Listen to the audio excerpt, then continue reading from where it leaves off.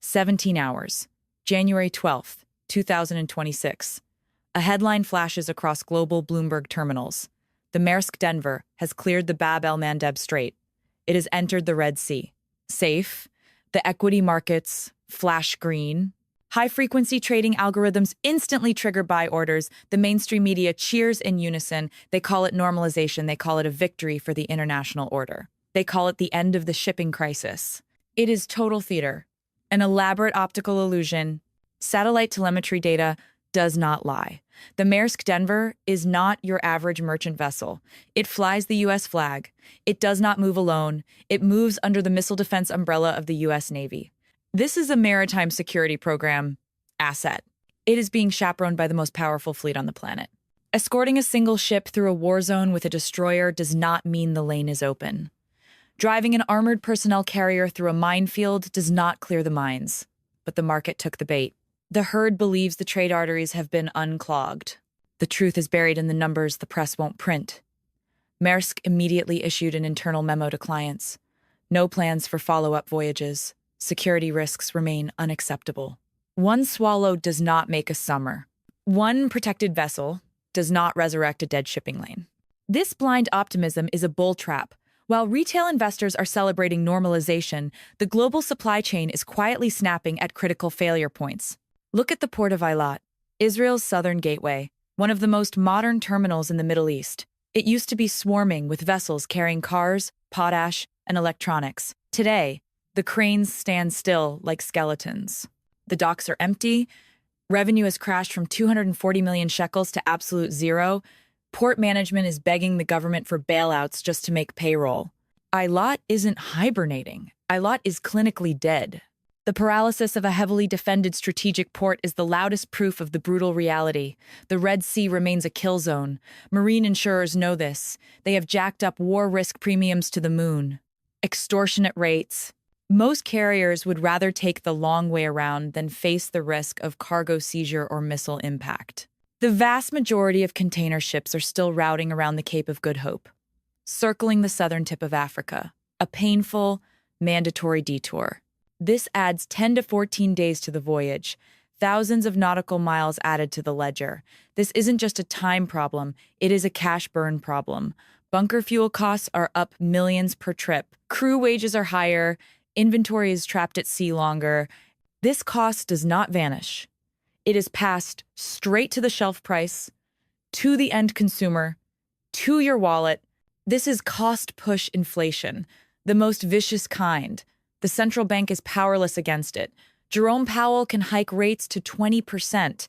He can drain every drop of liquidity from the market. But he cannot print a safe strait. He cannot print cheaper diesel for ships rounding Africa. He cannot command container ships to break the laws of physics. Monetary tools are useless against geographic and kinetic barriers. The world is reverting to the pre-Suez Canal era, but with the population and consumption demands of 2026, a lethal paradox. The just-in-time logistics system is dead. Factories in Europe are starting to feel the pain. Components are missing. Assembly lines are stuttering. Tesla, Berlin, Volvo, Ghent, the big names have paused ops before. This time is different. The scale is structural. This delay triggers the bullwhip effect. Panic starts at the retail level. They see late deliveries. They phantom order to compensate. Factories see a demand spike. They ramp up into a raw material void. Prices for commodities get bid up. An artificial scarcity spiral is triggered on top of actual physical scarcity. And in this logistical chaos, another truth is being cloaked: the rotation of capital. When goods cannot flow, fiat currency becomes irrelevant. You cannot eat a $100 bill. You cannot install it into a circuit board. You cannot drive it. The value of fiat is based on its ability to claim goods. When goods are scarce, the value of money evaporates. The Eastern nations figured this out long ago. China, India, Russia. They are not stacking dollars. They are stacking molecules. They are stacking oil. They are stacking grain. And, most importantly, they are stacking strategic metals. Gold and silver do not need to transit the Red Sea to hold value. They are the value. Data from London shows a massive physical bleed moving west to east, but not via standard sea lanes. It is moving by air.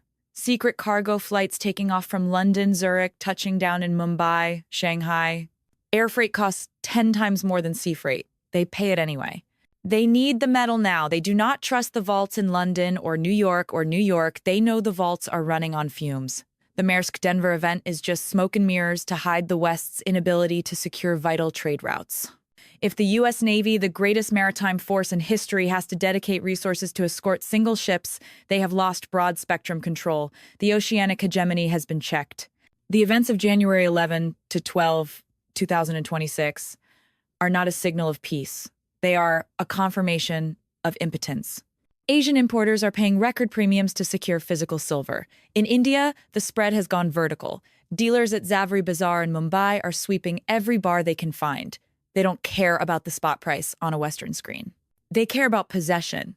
They understand a simple law. When supply chains break, he who holds the physical sets the price. He who holds the paper holds a broken promise. Western central banks are trying to maintain the illusion of stability. They pump out massaged inflation numbers. They strip food and energy out of the core data. They say inflation is contained. That is statistical fraud. The reality is at the gas pump. The reality is on the supermarket shelf. The reality is in the freight invoices of every importer. Container rates are up 300% year over year. Insurance is up 1,000%. These numbers will seep into every crack of the economy in Q1 2026. Corporate margins will be crushed. A wave of insolvencies will happen quietly but brutally. Small players who can't eat the shipping costs will fold. The market will consolidate into monopolies. And those monopolies will hike prices to cover the spread. The consumer is the bag holder, the sheep getting sheared. But there is an exit, a back door out of the burning building. Hard assets. In a fractured world, where sea lanes are blockaded and sanctions are erected like iron walls, gold and silver become the only universal currency accepted by both sides. A barrel of oil might be refused if paid in dollars. A shipment of chips might be blocked if paid in euros. But a ton of gold is welcome at any port.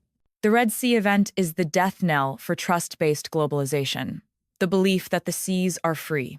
The belief that trade is apolitical. The belief that supply chains are invincible. Those beliefs are shattered. Nations are shifting to autarky, war economies. They prioritize strategic stockpiling over economic efficiency. The US is trying to reshore, Europe is trying to diversify. But that takes decades. In the short term. From now through the end of 2026, chaos is the baseline. Commodity scarcity will be the new normal. You will see empty shelves. You will see delivery time stretched to infinity. You will see prices dance daily. Do not look at the S&P 500. That index is pumped by liquidity printed from thin air. Look at the Baltic Dry Index. Look at the Shanghai Containerized Freight Index. Look at war risk premiums. That is the true pulse of the physical economy. And that pulse is signaling a cardiac arrest. Holders of paper assets are sleeping on the train tracks. They believe the talking heads on TV. They believe the Maersk Denver cleared the path. They do not see the freight train of cost inflation barreling down from behind. When impact happens, there will be no warning. Pension funds, savings accounts, treasury bonds, all depend on the assumption that the economy will run smooth, inflation stays low, and growth stays steady. That assumption is dead. The foundation of Western prosperity was built on cheap goods from Asia and cheap energy from Russia. Both pillars have snapped. Energy is not cheap, goods are not cheap, and they are not arriving on time. We are entering the era of expensive scarcity. In this era, silver is not just a precious metal. It is a strategic industrial metal. It is required for solar panels to achieve energy independence. It is required for guided missiles to defend borders. It is required for every electronic device that sustains modern civilization. When the silver supply is threatened by logistic failure, when the ore carriers cannot dock, when the refineries are starved of concentrate, the price of silver will not follow technical analysis charts. It will follow the laws of survival Tech conglomerates will fight for every ounce of physical silver. They will go direct to the mines. They will buy out future production. They will cut out the financial middlemen. The paper market COMEX BMA will become irrelevant. The spot price and the street price will completely decouple. You will see silver on TV at $30, but you won't be able to buy an ounce for that. The real street price might be 100, 200, or simply unobtainium. That is when the awakening happens. But it will be too late for the herd. The Maersk Denver crossing the Red Sea on January 12th was not the start of a recovery. It was the peak of the deception. It lulls the market to sleep before the real storm hits. Do not be fooled by the headlines. Do not be seduced by the green numbers on the screen. Look at physical reality. Eilat is dead. The Cape is clogged. Costs are exploding. The system is trying to buy time. They need you to keep your money in the bank. They need you to hold the bonds. They need you to believe everything is fine so they can find exit liquidity. Do not be their liquidity. The clock has struck. The logistics door is closing. The ships cannot dock. The paper bills cannot transmute into goods. The physical world is speaking, and its voice is the brutal repricing of necessities, food, energy, and strategic metals. Preparation is not a choice. It is a survival imperative. Physics does not lie, geography does not negotiate, and the market has no mercy for the naive.